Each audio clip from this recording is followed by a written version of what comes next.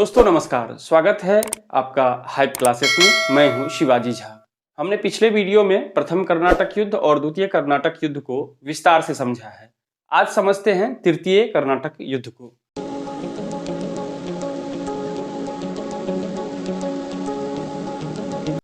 देखिए, तृतीय कर्नाटक युद्ध का जो समय काल है वो मैंने लिख दिया है बोर्ड पर। 1758 ईस्वी से 1763 ईस्वी का समय है। इसमें जो महत्वपूर्ण घटनाएं हुई है वो थोड़ा सा समझिए। यह 1756 ईस्वी में यूरोप में ऑस्ट्रिया और प्रसा के मध्य शुरू हुए युद्ध का विस्तार था। देखिए, तृतीय कर्नाटक युद्ध, आपको याद होगा प्रथम कर्नाटक युद्ध जब हमने पढ़ा था तो हमने समझाया था आपको कि प्रथम कर्नाटक युद्ध का जो मुख्य कारण था वह था यूरोप में फ्रांस और ब्रिटेन की लड़ाई। और लड़ाई किस बात की? तो ऑस्ट्रिया के उत्तराधिकार को लेकर। द्वितीय कर्नाटक युद्ध में हमने यह समझा था कि थोड़ा बहुत यूरोपीय समस्या और अधिक से अधिक भारतीय समस्या को उसमें शामिल किया गया था, जैसे कि हैदराबाद में जो उत्तराधिकार की लड़ाई थी और फिर कर्नाटक में उत्तराधिकार की जो लड़ाई थी। यानी कि आप कह सकते हैं द्वितीय कर्नाटक युद्ध जो था वह भारतीय कारण से भारत में लड़ा गया युद्ध था, लेकिन वह भी फ्रांसीसी और अंग्रेजों के बीच था। तृतीय कर्नाटक युद्ध का फिर से जो पृष्ठभूमि है वह प्रथम कर्नाटक युद्ध की तरह ही है, लेकिन इस बार कारण कुछ और है। हालांकि कारण यूरोपीय ही है। यूरोप में ऑस्ट्रिया और प्रसा ये दोनों आपस में लड़ रहे थे। आपको पता होगा कि यूरोप में जो लड़ाई है वो लगभग 100 वर्षों तक किसी न किसी कारण से चलता रहा और दो धुरी, जो एक ब्रिटेन और एक फ्रांस, दो धुरी लगातार किसी न किसी रूप में संघर्ष करते रहे। तो उसी के क्रम में एक संघर्ष था ऑस्ट्रिया और प्रसा का। तो ऑस्ट्रिया और प्रसा का जो संघर्ष था उसमें फ्रांस और इंग्लैंड कूद पड़े। फ्रांसीसियों ने ऑस्ट्रिया का साथ दिया और इंग्लैंड ने प्रसा का समर्थन किया। तो आप समझ सकते हैं कि यदि दो देश लड़ रहा है और उन दो देशों को दो अलग अलग देश सहयोग कर रहे हैं तो वो फिर आपस में उनकी लड़ाई होनी निश्चित है। तो फ्रांस और इंग्लैंड, फ्रांस ऑस्ट्रिया को और इंग्लैंड प्रसा को समर्थन करता है और युद्ध फिर से शुरू हो जाता है फ्रांस और इंग्लैंड के बीच। यह युद्ध शुरू होता है यूरोप में और प्रभाव दिखता है भारत में। वही काल है भारत में तृतीय कर्नाटक युद्ध का। इस युद्ध को सप्तवर्षीय युद्ध भी कहा जाता है। सप्तवर्षीय युद्ध क्यों कहा जाता है? क्योंकि यह युद्ध जो है 1756 ईस्वी में यूरोप में प्रारंभ हुआ था और 1763 ईस्वी में इस युद्ध का अंत होता है पेरिस की संधि से, जो यहाँ पर जिक्र किया गया है। तो 56 से शुरू होता है यूरोप में और 63 में समाप्त होता है। तो कुल 7 वर्ष यह युद्ध चलता है, इसलिए इसे सप्तवर्षीय युद्ध भी कहा गया है। लेकिन भारत में जो तृतीय कर्नाटक युद्ध का समय काल रहा वह रहा है 1758 ईस्वी से 1763 ईस्वी तक का। अब देखिए अगला पॉइंट समझिए इसको। फ्रांस ने अप्रैल 1758 ईस्वी में काउंट डी लाली को एक बड़ी सेना के साथ भारत भेजा था। यहाँ पर आपको समझना होगा कि हमने पिछले वीडियो में यानी कि द्वितीय कर्नाटक युद्ध में देखा था कि किस तरह से 1754 ईस्वी में जो फ्रांस की सरकार है उसने क्या किया था, डुप्ले को वापस भारत से बुला लिया था। फ्रांस की सरकार को ऐसा लग रहा था कि डुप्ले की जो नीति है भारत में वह गलत है और इसलिए अधिक से अधिक जो है पैसा, फ्रांसीसी पैसा भारत में बर्बाद हो रहा है। दूसरा कि जो विस्तार की नीति फ्रांसीसी सरकार चाहती थी वह ठीक से लागू नहीं हो पा रहा है और साम्राज्य का विस्तार न होकर साम्राज्य जो है भारत में वो सिकुड़ता जा रहा है और डुप्ले को वापस बुला लिया था। और कल के वीडियो में मैंने जिक्र किया था आपसे कि डुप्ले को भारत से वापस बुलाना फ्रांस की पहली पराजय थी, सबसे बड़ी भूल थी। और निश्चित रूप से फ्रांस से जो डुप्ले भारत आकर शासन कर रहा था गवर्नर के तौर पर, उसको भारत की कूटनीति का पूरा समझ था और वह धीरे धीरे इस समस्या से भी उबर जाता, लेकिन उसे वापस बुला लिया गया और उसके जगह काउंट डी लाली को भेज दिया गया था। 1758 में एक बड़ी सेना के साथ उसको भेजा जाता है भारत, ताकि वह भारत में जाकर अंग्रेजी सेना को पराजित कर सके और फिर से साम्राज्य का विस्तार कर सके। 1757 ईस्वी, देखिए ऐसे भी 1757 बहुत महत्वपूर्ण है, इतिहास में भी आगे पढ़ेंगे हम लोग, क्योंकि 1757 ईस्वी में ही प्लासी की लड़ाई होती है और इस लड़ाई को जो ब्रिटिश कंपनी है वो जीत लेता है क्लाइव के नेतृत्व में। और यह जीत यह तय करता है कि बंगाल में भी अब जो है वह ब्रिटिश राज करेगा। हालांकि बक्सर का युद्ध इससे अधिक निर्णायक था, लेकिन चूंकि पहली जीत थी बंगाल में प्लासी की लड़ाई की जीत, इसलिए बहुत महत्वपूर्ण था वह युद्ध। तो 1757 की प्लासी की लड़ाई को हम लोग आगे देखेंगे, लेकिन फिलहाल 1757 ईस्वी में क्लाइव ने वाटसन के सहयोग से, वाटसन अधिकारी था, वाटसन के सहयोग से बंगाल में फ्रांसीसी बस्ती चंद्रनगर पर कब्जा कर लेता है। अब देखिए समझना है यहाँ पे किस तरह से अब हावी हो रहा है ब्रिटिश जो क्लाइव है, उस समय क्लाइव का मैंने कार्यकाल लिखा है। क्लाइव 2 टर्म में भारत में रहा था। सबसे पहले 1757 से 1760 ईस्वी तक रहा था भारत में गवर्नर। भारत में गवर्नर का मतलब है बंगाल का गवर्नर, अभी भारत का गवर्नर नहीं था, बंगाल का गवर्नर। 1757 से 1760 ईस्वी तक क्लाइव बंगाल का गवर्नर रहा। फिर 1765 से 1767 ईस्वी तक बंगाल का गवर्नर रहा था क्लाइव। तो 2 टर्म में रहा था, इसको ऐसे समझिए आप। 1757 ईस्वी में क्लाइव गवर्नर है, बनकर आया है। क्लाइव ने वाटसन के सहयोग से फ्रांसीसी बस्ती, जो बहुत महत्वपूर्ण बस्ती था चंद्रनगर बंगाल में, उस पर कब्जा कर लेता है। तो निश्चित है कि फ्रांसीसी रिएक्ट करेंगे। काउंट दी लाली ने अंग्रेजों की बस्ती फोर्ट सेंट डेविड, ये अंग्रेजी बस्ती था, पर जून 1758 ईस्वी में कब्जा कर लिया। तो निश्चित है जब चंद्रनगर पे कब्जा हुआ फ्रांसीसी बस्ती पे, तो उसके रिएक्शन में जो काउंट डी लाली थे, जो फ्रांसीसी गवर्नर थे उस समय के, उसने क्या किया, जो अंग्रेजी बस्ती था फोर्ट सेंट डेविड, उस पर कब्जा कर लिया। लेकिन फिर तंजौर में वह असफल रहे। तंजौर पर भी आक्रमण किया था फ्रांसीसियों ने, लेकिन वहां उन्हें सफलता नहीं मिली। अब देखिए आगे, यह लड़ाई यहीं खत्म नहीं होती है, यह कंटिन्यू है। लाली ने क्या किया, मद्रास पर घेरा डालने के लिए हैदराबाद से गवर्नर बुस्सी को बुलाया। बहुत महत्वपूर्ण है, हैदराबाद उस समय फ्रांसीसियों के कब्जा में था। अब फ्रांसीसियों के कब्जा में था और फ्रांसीसी अधिकारी बुस्सी को वहां पर नियुक्त किया गया था। लेकिन लाली ने क्या किया, मद्रास पर घेरा डालने के लिए हैदराबाद से बुस्सी को वापस बुलाया। और कहा जाता है इतिहास में कि गवर्नर बुस्सी को हैदराबाद से वापस बुलाना ये फ्रांसीसियों की, काउंट डी लाली की सबसे बड़ी भूल थी। और इस भूल का परिणाम यह निकला कि हैदराबाद पर अवसर का लाभ उठाकर अंग्रेजों ने कब्जा कर लिया।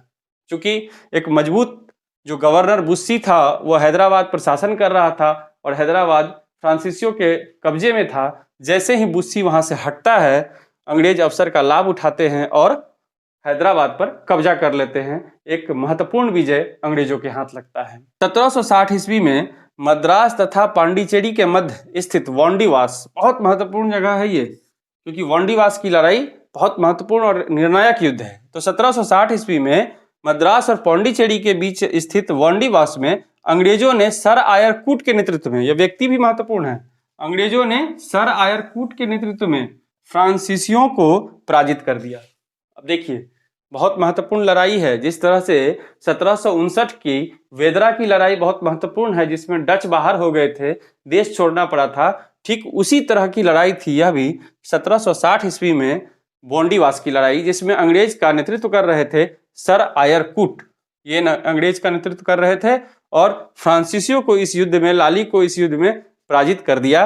और इस पराजय ने, 1760 ईस्वी के इस पराजय ने, वांडीवास के युद्ध ने यह तय कर दिया कि फ्रांसीसी को भारत छोड़कर जाना होगा और ब्रिटिश भारत में शासन करेंगे। बुस्सी को कैद कर लिया गया। देखिए जो फ्रांसीसी गवर्नर है वो कैद हो गया। 1761 ईस्वी में पांडिचेरी पर अंग्रेजी का नियंत्रण हो गया। 1761 ईस्वी में पांडिचेरी पर अंग्रेजी नियंत्रण हो गया, यानी कि पांडिचेरी जो मुख्यालय था फ्रांसीसियों का, उस पर अंग्रेजों का नियंत्रण हो गया। साथ ही माही और जिंजी पर भी कब्जा हो गया। यह अंग्रेजों की विजय थी। मुख्य जो भी स्थल थे फ्रांसीसियों का, जो साइट था, उस सब पर कब्जा कर लिया गया। पांडिचेरी पर कब्जा कर लिया गया, बुस्सी को कैद कर लिया गया। तृतीय कर्नाटक युद्ध का समापन 1763 ईस्वी में पेरिस की संधि से हो गई। और जब पांडिचेरी पे कब्जा हो गया, वांडीवास की लड़ाई में पराजय हो गया लाली की, और लाली कैद में चले गए, उसके बाद तो निश्चित था कि अब इस युद्ध का समापन होना है। और यह युद्ध यूरोप में भी समाप्त हो चुका था।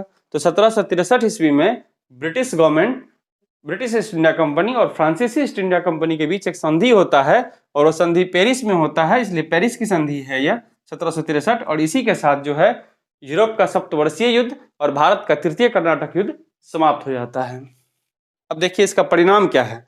अंग्रेजों ने चंद्रनगर के अतिरिक्त अन्य सभी फ्रांसीसी प्रदेश फ्रांस को वापस कर दिए। तो इसमें क्या हुआ, इसका परिणाम क्या हुआ, चंद्रनगर के अतिरिक्त अन्य सभी जो फ्रांसीसी क्षेत्र, जो जीता हुआ क्षेत्र था, अंग्रेजों ने क्या किया, वापस कर दिया फ्रांसीसियों को। लेकिन साथ ही साथ यह भी तय हुआ कि अब फ्रांसीसी भारत में सेना नहीं रख सकते हैं।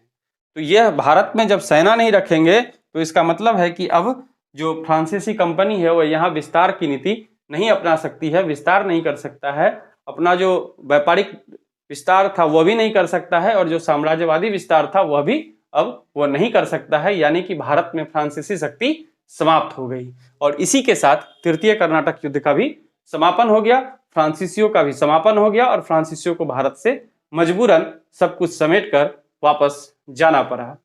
तो पहला कर्नाटक युद्ध, दूसरा कर्नाटक युद्ध और तीसरा कर्नाटक युद्ध को पढ़ने के बाद आप समझ गए होंगे कि किस तरह से भारत में फ्रांसीसी और ब्रिटिश आपस में लड़े और फ्रांसीसी पराजित हुए और फ्रांसीसी को भारत से जाना पड़ा, और भारत में निर्विरोध अब केवल अंग्रेजी ईस्ट इंडिया कंपनी रह गई, जो न केवल व्यापार में बल्कि धीरे धीरे भारत में क्षेत्र विस्तार की नीति भी अपना रही थी। जब हम लोग प्लासी का युद्ध पढ़ेंगे, बक्सर का युद्ध पढ़ेंगे, तब आपको और अच्छे से समझ में आएगा।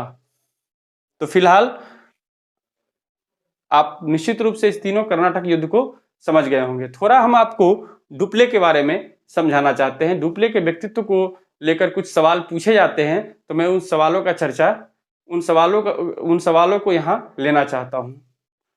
तीनों कर्नाटक युद्ध को हमने समझ लिया है। अब थोड़ा सा डुप्ले के बारे में जो सवाल पूछे जाते हैं और पूछे गए हैं वो मैं यहाँ पे समझाना चाहता हूँ आपको। पहला पॉइंट है कि 1741 ईस्वी में पांडिचेरी का गवर्नर जनरल बनकर आया था, ये याद रखिएगा आप समय काल।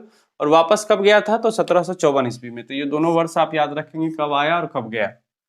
उसके बाद पांडिचेरी को वाणिज्यिक स्थल बनाया था, एक कॉमर्शियल प्लेस के रूप में डेवलप करने वाला व्यक्ति डुप्ले ही था। पांडिचेरी को जो डेवलप किया था वो डुप्ले नहीं किया था। और आपको पता होगा कि यह पांडिचेरी ही जो फ्रांसीसी ईस्ट इंडिया कंपनी, उसका मुख्यालय भी था। अब देखिए अगला पॉइंट, प्रथम यूरोपीय था, यानी कि डुप्ले प्रथम यूरोपीय था जिसने भारतीय शासकों की आंतरिक राजनीति में हस्तक्षेप दिया। तो डुप्ले पहला यूरोपीय व्यक्ति था जो भारत के जो भारतीय शासक थे उसके आंतरिक राजनीति में हस्तक्षेप किया था। आपने देखा होगा कि हमने जो द्वितीय कर्नाटक युद्ध पढ़ा है उसमें पूर्ण रूप से यही पढ़ा है कि हैदराबाद में उत्तराधिकार की लड़ाई और जो कर्नाटक में उत्तराधिकार की लड़ाई है उसमें किस तरह से फ्रांसीसी हस्तक्षेप करते हैं और फिर ब्रिटिश भी हस्तक्षेप करते हैं। तो पहला यह था डुप्ले जिसने कि आंतरिक राजनीति में हस्तक्षेप करना शुरू कर दिया था। ठीक है, तो ये पहला व्यक्ति पूछा जाएगा ये सवाल आपसे, कौन सा पहला यूरोपीय था जिसने भारतीय शासकों की आंतरिक राजनीति में हस्तक्षेप प्रारंभ किया? तो डुप्ले उसका उत्तर होगा। लोग क्लाइम मार देते हैं, वो गलत है। अब देखिए ये भी बहुत महत्वपूर्ण सवाल है जो पूछा गया है। भारत में सहायक संधि का यह जन्मदाता था। भारत में सहायक संधि का जन्मदाता कौन था? तो आपका उत्तर होगा डुप्ले। वैसे बेलेजली लोग मार देते हैं, बेलेजली ने बाद में सहायक संधि शुरू की थी जो कि ब्रिटिश गवर्नर था। सबसे पहले डुप्ले ने ही शुरू किया था, और उसका उदाहरण देखिए, उसने हैदराबाद के खर्च पर एक अपनी सेना रखी थी। मैंने हैदराबाद जो स्थानीय शासक थे यहाँ के हैदराबाद के निजाम, उसके खर्च पे वहां पर एक फ्रांसीसी सेना रख दी थी, और यह सहायक संधि का एक उदाहरण था। और सहायक संधि शुरू करने वाला पहला जो व्यक्ति था भारत में वह डुप्ले था। तो ध्यान रखेंगे, वापस जाने का वर्ष मैंने पहले ही समझा दिया है, 1754 ईस्वी में। दो और इम्पोर्टेंट पॉइंट है जुड़े हुए हैं यहाँ पे, जो कि ब्रिटिश ईस्ट इंडिया कंपनी के विजय से जुड़ा हुआ है। डॉडवेल का एक कथन है, बहुत महत्वपूर्ण है। डॉडवेल ने कहा था कि समुद्री शक्ति का प्रभाव ही मुख्य कारण था जो अंग्रेजों को सफल बना दिया। यानी कि समुद्री शक्ति मजबूत थी ब्रिटिश की और फ्रांसीसियों की उसकी तुलना में कमजोर थी। यही कारण है कि ब्रिटिश शक्ति ने विजय प्राप्त किया, और तीनों कर्नाटक युद्ध लड़ने के बाद, जीतने के बाद ब्रिटिश भारत में डट गए और फ्रांसीसी भारत से चले गए। दूसरी बात यह भी आपको ध्यान रखना है कि जिस दौर की हम बात कर रहे हैं उस दौर में वही शक्ति मजबूत शक्ति होगा जिसके पास एक मजबूत नेवल होगा, यानी कि मजबूत नौसेना होगा। तो मजबूत नौसेना जो है किसका था उस समय? ब्रिटिश का था, और इसीलिए ब्रिटिश भारत में सस्टेन करता है। दूसरा एक कारण यह भी था कि इंग्लैंड के युद्ध मंत्री विलियम पिट, इसका भी नाम एक आध बार पूछा गया है, तो ये ब्रिटेन के युद्ध मंत्री थे विलियम पिट। इसने महत्वपूर्ण भूमिका निभाई थी। ये सारा जो रणनीति तैयार किया गया था विजय का, वह विलियम पिट के द्वारा तैयार किया गया था, और विलियम पिट का ही ये प्लान था कि नौसेना मजबूत किया जाए। तो ये सब इसी का प्लान था, इसलिए इसको एक महत्वपूर्ण व्यक्ति माना जाता है इसमें। अब देखिए तीनों कर्नाटक युद्ध हम पढ़ चुके हैं। तीनों कर्नाटक युद्ध को मैंने एक जगह लिख दिया है, कब हुआ और किस संधि से इसका समापन हुआ। इस तरह से लिस्ट पूछा जाता है एग्जाम में, इसलिए मैंने लिख दिया है, इसको आप देख लेंगे वैसे आप तीनों कर्नाटक युद्ध को बारी बारी से अच्छे से समझ लीजिए। मुझे यकीन है कि आप फ्रांस और फ्रांसीसी और ब्रिटिश ईस्ट इंडिया कंपनी के मध्य जो यह तीनों कर्नाटक वार हुआ, इसको आप ठीक से सिलसिलेवार समझ गए होंगे। तो आगे यूरोपीय कंपनी में अब सिर्फ ब्रिटिश बचेगा और ब्रिटिश किस तरह से भारत में अपना प्रसार करेगा, व्यापारिक दृष्टिकोण का विस्तार करेगा, फिर धीरे धीरे जो है भारतीय शासन व्यवस्था में प्रवेश करेगा, यह अगले वीडियो में हम लोग देखेंगे। तो आप हाइप क्लासेस को देखते रहिए, लाइक कीजिए, सब्सक्राइब कीजिए और दोस्तों के साथ शेयर करते रहिए और इसका लाभ उठाते रहिए। धन्यवाद।